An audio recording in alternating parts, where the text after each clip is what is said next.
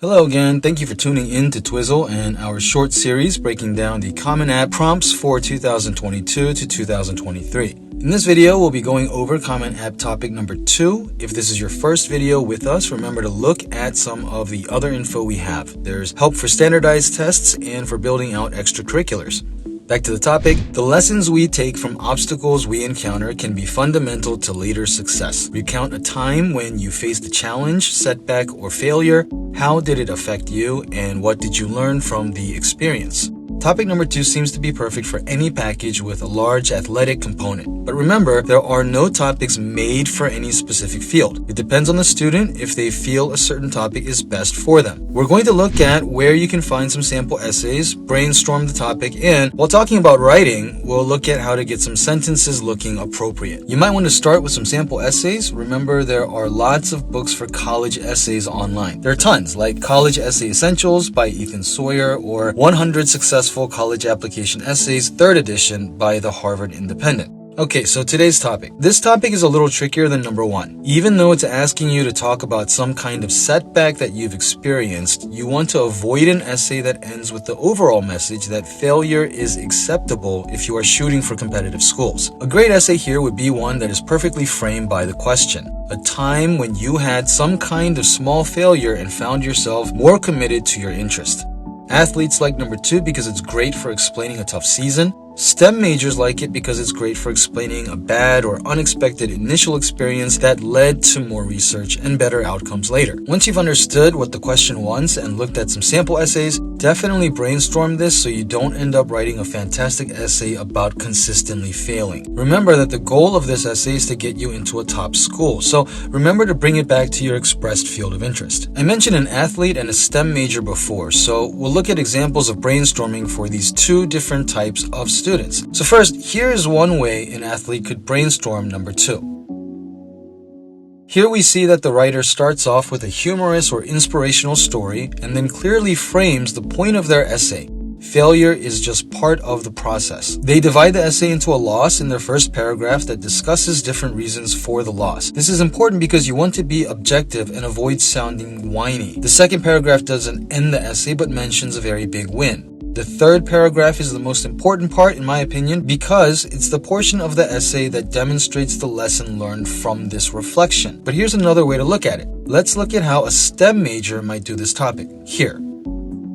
In this outline, we can see the obstacle or challenge was in 7th grade when they had a bad result. Similar to the first outline, the sophistication and clarity of explanation here regarding the reason is critical. In the second paragraph, we see that they involve their parents. Finally, the writer is talking about receiving a national award, but discusses another more sentimental award in the following sentence. These flow choices are important for determining your tone later because being able to analyze your experiences and articulate your feelings regarding them is the whole point of the essay component of your package.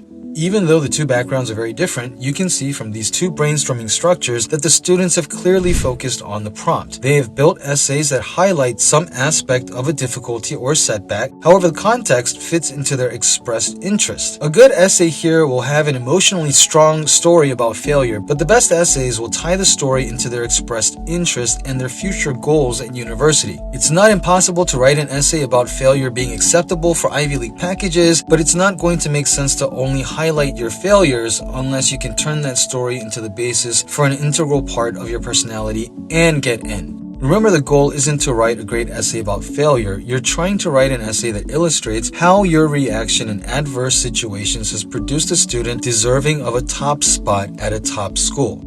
Before we move on, I'd like to point out that the STEM outline talked about the importance of family. If it had been used for a different prompt, it runs the risk of being dismissed for being off topic, which would be a shame considering how well it fits number 2. Get the prompt right. Okay, so once you've got the brainstorming down, start to write out the actual sentences. Depending on how much time you have to prepare, it's a good idea to use your brainstorming to write out variations of the final essay. Remember, just because you have your outline and it makes sense doesn't mean that you're close to finishing your essay. You want to think about tone, especially in topics that explain some kind of emotional story. The missions people are looking at how you write the story itself, or rather your technical proficiency at conveying English. Top-tier schools overwhelmingly react positively to cool, confident essays. Arrogance and understatement are equally damaging for elite merit packages. So let's take a look at a brainstorming note like received a national award and look at just 3 variations in tone. Arrogant. I knew that being smarter meant that I would get the award easily, but it still felt great knowing my idea was better than everyone else's. Understatement. I never really felt that important or that my research was even that good, so I was completely surprised that they picked my project. Confident.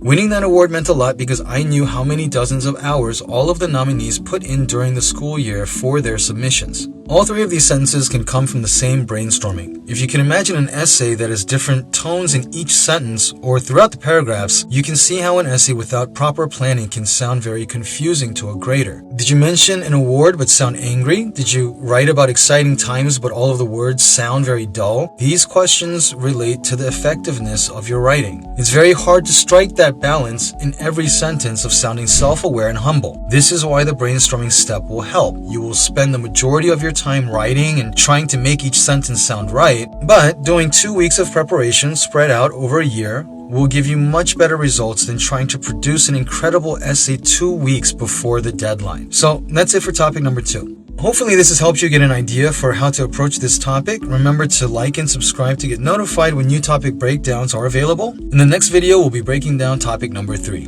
Reflect on a time when you questioned or challenged a belief or idea. What prompted your thinking? What was the outcome? I will see you then, and thank you for watching.